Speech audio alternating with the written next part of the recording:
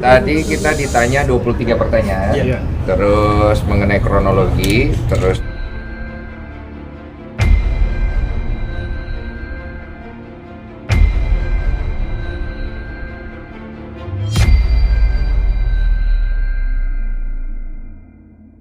gimana?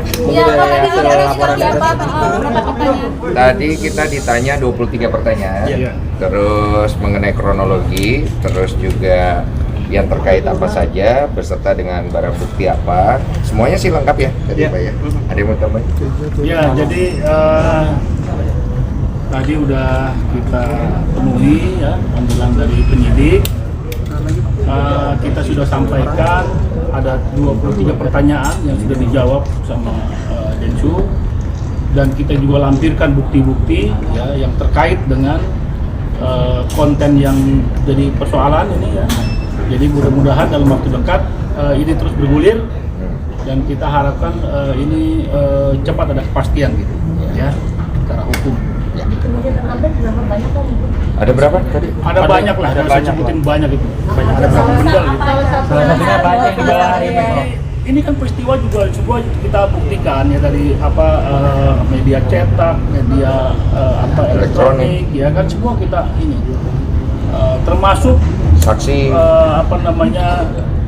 komen-komen yang memang mengarah juga itu kita masukkan juga. Jadi apapun dari pihak dimasuknya sindiran-sindiran di Instagram dan segala macam. Oh iya, ini bukannya ini lagi, udah nyata-nyata ya. Iya. Apa yang disampaikan itu ditujukan ke Densu.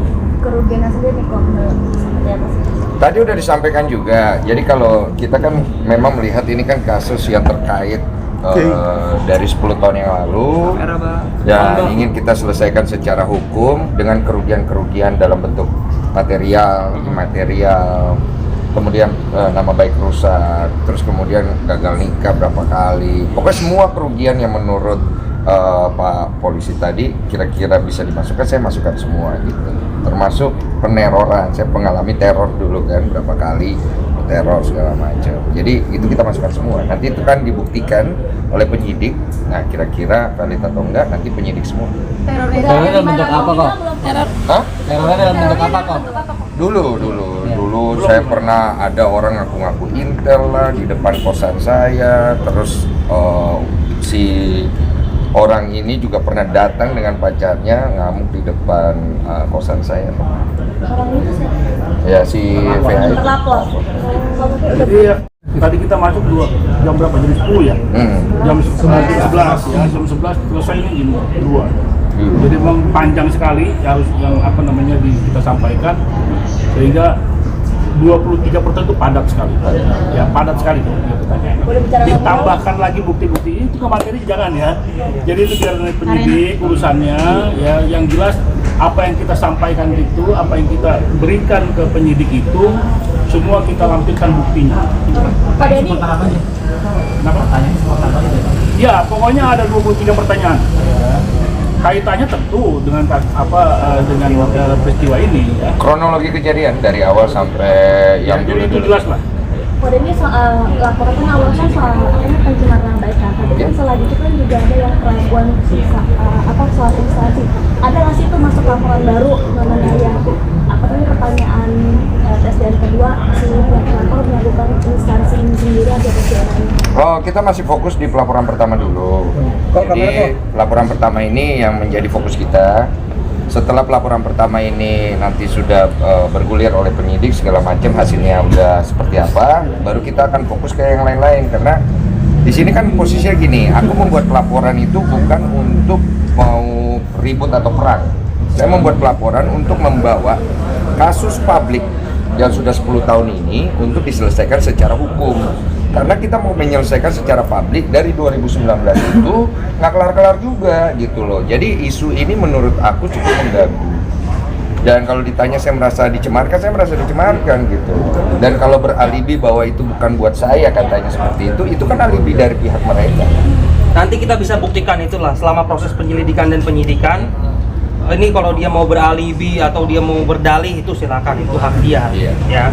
Tapi yang pasti dari awal kita sudah mau melaporkan ini ke kepolisian dan laporan diterima, kita akan buktikan bahwa ini perkara ini akan terus berlanjut dan ini terpenuhi unsur pidananya. Sebenarnya kemarin Headsander darinya itu bahwa fokus yang mulai di podcast Ya, ini kan sebenarnya kan bukan masalah mulai dan memulai apalah. Saya juga nggak pernah ada ngomong nama dia di podcast. Saya juga ceritakan tentang saya punya pengalaman pernah difitnah.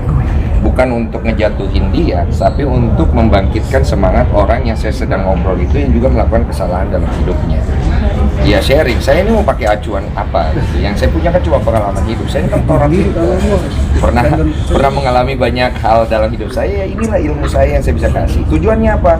Tujuannya untuk membantu orang. Karena dulu saya pernah mengalami masalah dan saya kepengen membantu orang sebagaimana saya dulu tolong sama Tuhan, udah gitu aja. Tapi kalau kemudian akhirnya nyinggung beberapa pihak, ya kita harus maklumi juga. Tapi kan kita lihat dari unsur pidananya masuk tidak. Nah, saya kan tidak ada melakukan hal seperti itu, maka dia kalau merasa kan tinggal laporkan. Saya merasa kemarin saya laporkan, gitu. Dan saya lihat unsur itu bisa masuk ke dalam unsur pidana dan dibantu oleh kuasa hukum saya. Itu kita luruskan secara hukum. Kalau ini akhirnya mau memenjarakan Ferry nggak sih? Jadi gini, tujuan kita itu bukan untuk memenjarakan siapa-siapa. Tujuan kita adalah membawa kasus publik ini ke ranah hukum supaya edukasi hukumnya ada. Gitu. Jadi kalau tujuan dibilang Mas Denny tegang menjarain orang, enggak. Kalau saya tegang menjarain orang, dari 2019 ketika tes DNA pertama itu sudah keluar, secara valid saya sudah difitnah. Tapi saya tidak melaporkan orang itu ke polisi karena saya masih punya hati nurani.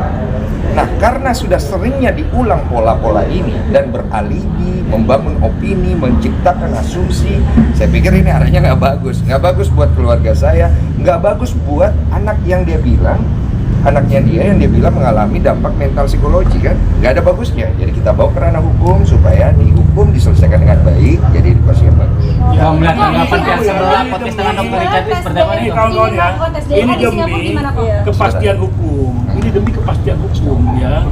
Jadi kita bukan tujuan kita juga menjarakan orang, itu konsekuensi hukum aja. Konsekuensi Kalau hukum. nanti hakim memutuskan dia bersalah ya konsekuensinya harus dihukum. Masuk berarti nggak masalah buat klarifikasi pada akhirnya. Loh, kalau itu urusan hakim, urusan nanti pengadilan. Sekarang ini masih lidik ya.